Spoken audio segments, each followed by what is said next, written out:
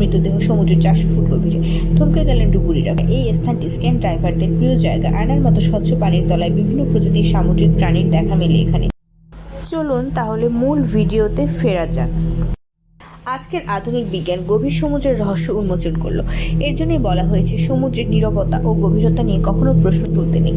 তার ফল আজও ভোগ করছেন অনেকেই। সারি সারি মৃতদেহ সমুদ্রের 400 ফুট গভীরে। থমকে গেলেন ডুবুরিরা। পৃথিবীর প্রথম 5টি ডাইভিং সাইটের মধ্যে উল্লেখযোগ্য দ্য গ্রেট ব্লু হোল মধ্য আফ্রিকার উত্তর পূর্ব উপকূলে বেলির সিটি এলাকায়। এই স্থানটি স্ক্যান ডাইভারদের প্রিয় জায়গা। আয়নার মতো স্বচ্ছ পানির তলায় বিভিন্ন প্রজাতির সামুদ্রিক প্রাণীর দেখা মেলে এখানে। 1971 সালে এই ব্লু হোলের সন্ধান পাওয়া গিয়েছিল। জায়গাটি প্রথম জ্যাক উইস্কার নামে একজন ব্যক্তির নজরে আসে। নীল পানির মধ্যে প্রবাল দিয়ে ঘেরা জায়গাটি দেখতে অনেকটাই গর্তের মতো। এই জায়গাটির সন্ধান পাওয়ার পর ডুবুরিরা অজানা রহস্যের সন্ধানে ব্লু হোলের ভিতরে প্রবেশ করেন।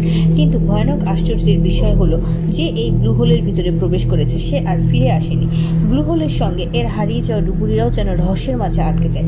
2018 সালের ডিসেম্বর মাসে জ্যাক ওয়াসের পুত্র এই জায়গায় অভিযান চালায়, সাথে আরও 2 জন সঙ্গ দেয়। তাদের দেওয়া তথ্যের উপর ভিত্তি করে গবেষকরা একটি মিনি ডকুমেন্টারি তৈরি করেছেন। অভিযান চালাতে চালাতে একসময় তারা 400 ফুট গভীরে চলে যান। তখন তারা বুঝতে পারে এই ব্লু হোলের 400 ফুট গভীর সামান্যতম অক্সিজেনটুকু নেই। তারা আরও জানায় 290 ফুট গভীরে অক্সিজেনের পরিবর্তে হাইড্রোজেন সালফাইডের উপস্থিতি পাওয়া গেছে।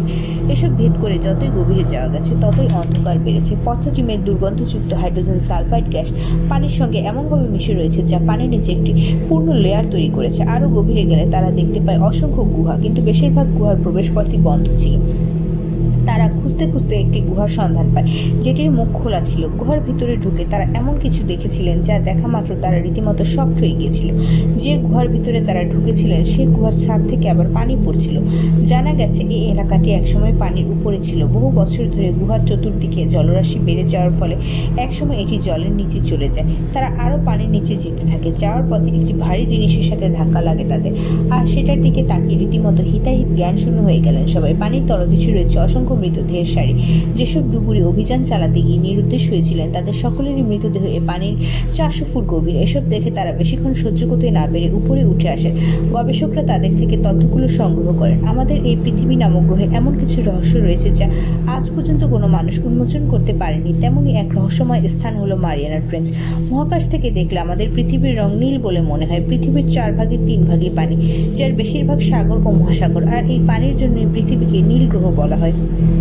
সমুদ্রের অতল গভীরে লক্ষ কোটি প্রাণী বাস করে, যা আমরা চোখেও দেখিনি। এখন পর্যন্ত গবেষকরা গবেষণা করে সমুদ্রের মাত্র 5% পর্যন্ত জানতে পেরেছেন। বাকি 95% কি আছে তা কেউ জানে না। চ্যানেল ডিপে গভীরতায় সূর্যের আলো পৌঁছায় না। এই ডিপের পানি প্রেশার এতটাই বেশি থাকে যে সেখানে পৌঁছানো কোনো মানুষের বা কোনো মেশিনের পক্ষে সম্ভব নয়। প্রিয় দর্শক, যদি আপনার ভিডিওটি আমার ইউটিউব চ্যানেল রিস ওয়ার্ল্ড থেকে দেখে থাকেন তাহলে আরও নিত্য নতুন ভিডিও পেতে আমার চ্যানেলটি সাবস্ক্রাইব করে পাশে থাকা বেল বাটন অন করে ভিডিওতে একটা লাইক দেওয়ার অনুরোধ রইল। আর যদি ফেসবুক পেজ রিনিস ওয়ার্ল্ড থেকে দেখেন তবে অবশ্যই আমার পেজে ফলো দিয়ে লাইক কমেন্ট শেয়ার করার অনুরোধ রইল এবং কমেন্টে অবশ্যই একটি গঠনমূলক কমেন্ট করবেন।